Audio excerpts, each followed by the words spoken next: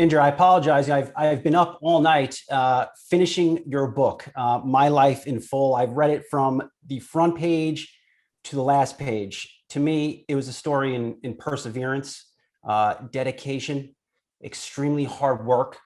I'm very curious on what you learned about yourself sitting down and writing the book. I learned about perseverance, grit, hard work. When you're doing it, Brian, you're working hard, but you don't realize how hard you're working and all the trade-offs you're making. And you just don't realize what you're doing because you're just caught up in the moment. And then when you do get a chance to do something like this, as reflective as this, is writing a book, pulling it all together, you sort of get tired. You say, man, what did I do with my life? I just went from project to project, job to job, assignment to assignment. And even when I could take time off, the way I was wired didn't let me do it, because I write in the book, I think in some part of saying, I don't know why I'm wired this way. I'm just wired where I have to figure out the next place I can give back and the next place I can give back. So the writing this book was cathartic in a way, because it made me engage in a journey of discovery. And it also talks about what it takes to become the head of a large company. It's not easy. Mm-hmm. It's a lot of training, but training is not a formal training. It's a training that you have to develop yourself, not knowing where you're going. But you've got to train yourself, and then you get to the top. Then you have to stay there. Mm-hmm. Tougher than getting trained to reach the top. Indra, I was reading the book and I couldn't help but to wonder, I was worrying about your health, even though these stories are 10, 15, 20 years old. Like, Indra needs to get some sleep. I hope you are getting some sleep now. One line that stood with me out of everything in this book, you wrote, quote, "I had no idea how to stop working." Why is that? And where do you think that came from? I don't know. I think back, and my grandfather was such a big force in my life when I was a kid. Always used to say to us, if we sat idle for just a minute, he'll say, Satan has work for idle hands. Don't just sit quietly. Do something. Read a book. Do some work. If you don't have anything, I'll give you a project to do. So I think it started there at his feet. But I have trouble not digging deep into something all the time. So I could be reading a beautiful book about contagion. I was reading a book, and pretty soon I'm reading the footnotes and going off to research the footnotes. And then you go, why am I doing this? Then you realize nobody asked me to do it. That's who I am. That's who I am. And this is the whole issue of zooming in when you get into an issue, to be able to really understand it before you zoom out and start thinking about therefore what. I think it's a skill. More and more I'm coming around to saying some of these things we might want to talk to the Association of Business School Deans and teach in business school curriculums, because they're so useful anytime in life. Zooming in, zooming out, creating pictures from seemingly unconnected dots. How do you do something future back? I think these are all skills we can teach. Mm-hmm. No, very much, I would say, lost skills in this environment where we're just moving so quickly. I do want to go back to your childhood a little bit. How did your upbringing shape you in those early days as you started climbing that corporate ladder? Remember, I came from a family where we didn't know what corporate life was about.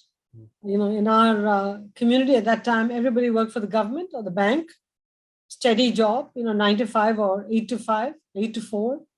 And nobody worked on weekends, but it was a steady life. And my sister going to business school was the first breakthrough for our family in terms of thinking about a corporate life at all. So she broke the mold in every which way. And the door opened towards to this whole corporate world. And that's how we all inched our way into corporate India and then corporate America when I came to Yale, and then started to work at the Boston Consulting Group. The only thing that my early upbringing did for me, it gave me the ability to dream, because in our family, they said women and men should dream equally. We're not going to hold you back. And so it gave me the ability to soar and be whatever I wanted to be. It was a family that believed in helping, coaching, training, tutoring, mentoring. Everybody was educated in the family. So, they kept driving us to higher levels of performance. All that helped. And when my mother sits at the dinner table and say, what would you do if you're going to be prime minister? Or my grandfather says, if you're not going to do something to change the world, there's no point doing it. You realize that these things go deep into your DNA and you become a product of all of this teaching from a very young age. The corporate world you entered it was very different compared to what we know today. There were really no women in leadership positions. Those early days, what was it like for you to be in these important meetings and not see people such as yourself in those meetings? That's interesting because I had almost no women peers, almost no women bosses. I would say no women bosses. And I was different, immigrant, person of color, woman. I had every quote strike you could think of against me. So when I'd walk into any room of power, remember, I didn't start in the boardroom. I worked my way up. In the early days, when I was at BCG consulting to clients, I'd walk in, I'd be the only one of its kind walking into that room. And I'd feel like I was in a hole. I always felt like I was being viewed as somebody, but there's a big question mark as to why she's there. What is she going to be able to tell us? So I would over-prepare, over-analyze, over-learn the subject matter so that I was an expert. And I felt that I needed that to dig out of the hole and then contribute. Little did I realize then, but now I realize later on that people didn't put me in a hole. They accepted me for who I was. And they were amazed that I worked so hard and really contributed to their company. I wanted to contribute to their company. And so that stood me in good stead. In a way, that immigrant mentality, that feeling of what am I doing here, propelled me to learn more, contribute more, get into the details, fly high, do all of that stuff. Did fear drive you at all? Yeah, fear of failure. I always was afraid that I would let my family down, let myself down, and by inference, would people say people from India are not very good. So I felt like I had the weight of the country, my family, my own self. Now, nobody told me that they would say that, but I just assumed they would say that. So all of that drove me, not in bad ways, but it just drove me to do better and better and better. A lot you talk at length about juggling the demands of corporate life and your family. And you mentioned in the book that now you look back and you do feel some sadness on how you weren't there for your children in their early days of development.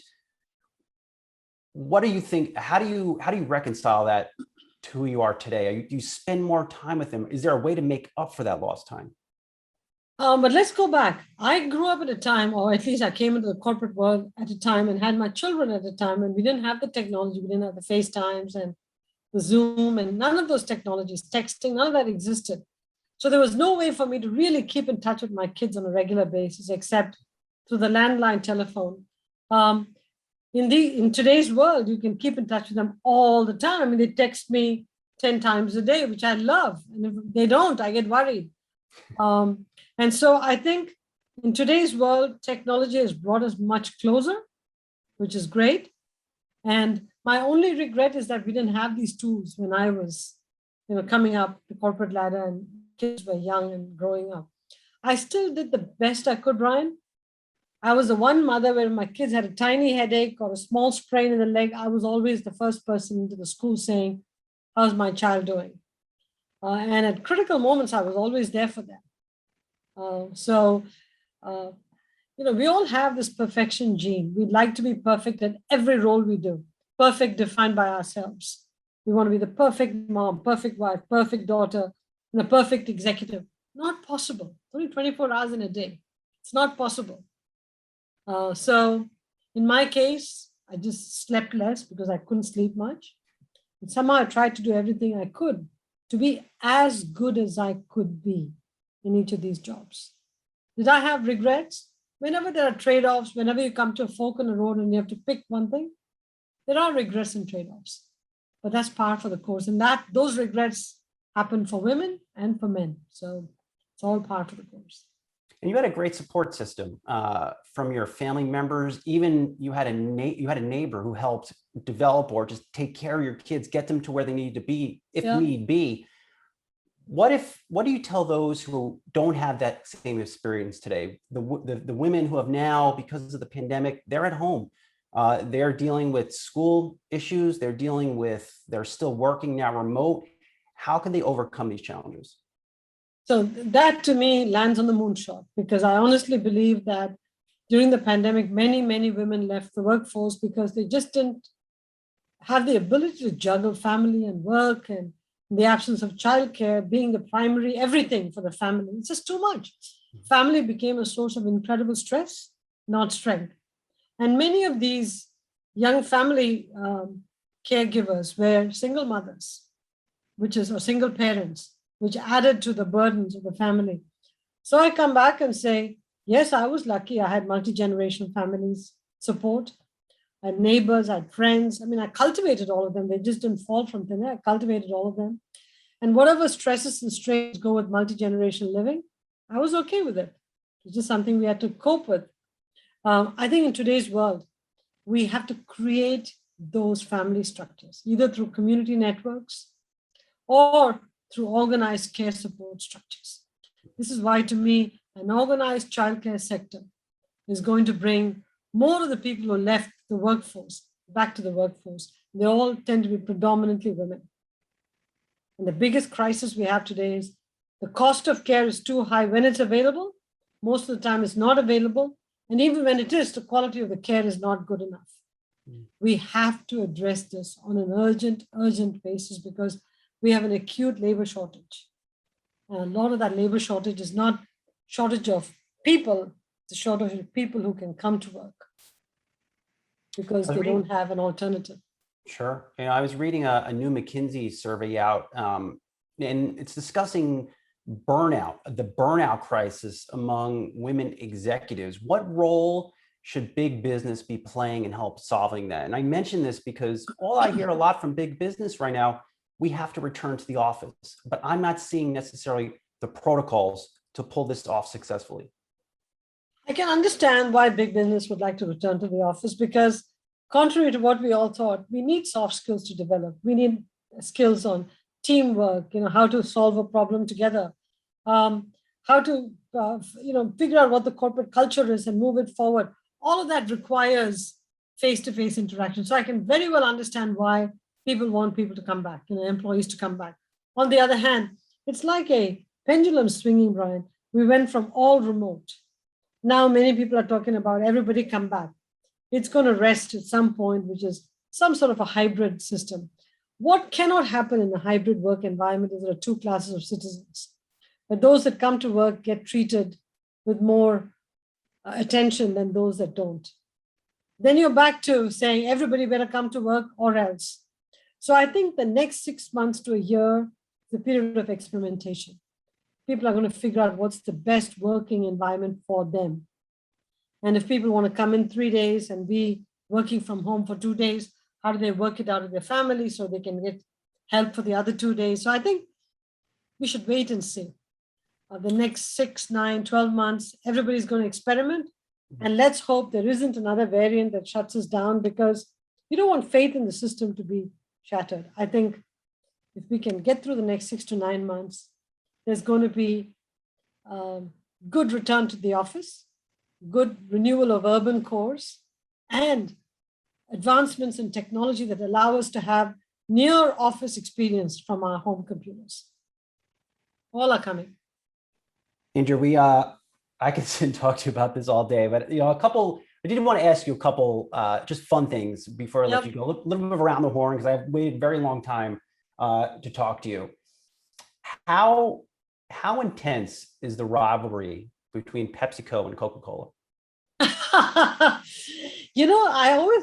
looked at this industry and said, the beverage industry has got two phenomenal companies, more than two, but the two that are there are both phenomenal companies. Big, global, iconic brands, focused on quality, offer a lot of jobs, it's just two phenomenal companies. The big difference is that PepsiCo and Coke are not direct competitors. PepsiCo is a much broader company. Which you mentioned in the book.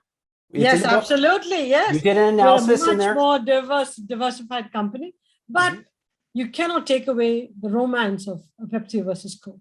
It's a romantic rivalry. Without that, who will have material to teach about great competitors? There's not enough there. So you need to have a Pepsi versus Coke for business schools to teach the great rivalry. So go for it. As someone who has followed your career for so long, Indra, I can't recall a time you've actually said Coca-Cola out in public. We'll leave that for a different day. We'll take that offline. The red company. Last but not least, you are clearly not retired. You have an office. You're working very hard. You're on the board of Amazon. Do you want to be CEO of another company at some point, or do you see yourself with a role in government at some point? No to both. I think I'm just enjoying all the different things I'm doing. I've got this moonshot I want to take on, which is to bring together all the people who are working on support of young families, not just females, support of young family builders, and progressing women in the workplace. And I'd rather work with them to move this agenda forward, because so many women and young family builders ask me this question about how do we do it? How do we advance? And I think it's time that people like us who are in seats of power, who can now convene and talk about these issues and move thinking and academic research to action, we ought to do that. So that's what I want to do the next few years. And I'm going to have a purposeful, fulfilling time doing that. Well, I hope you get some rest. It's well-deserved. You play some tennis. You finally get some more exercise, which you talk about in the book. And I will say this, I know you did 75 PepsiCo earnings calls. I still miss seeing you on those earnings calls. I will say that. Brian, I miss you too. Let's keep in touch. All right. Thank you so much. You're so generous with your time. I appreciate it. Pleasure. Thanks, Brian. Thanks, Indra.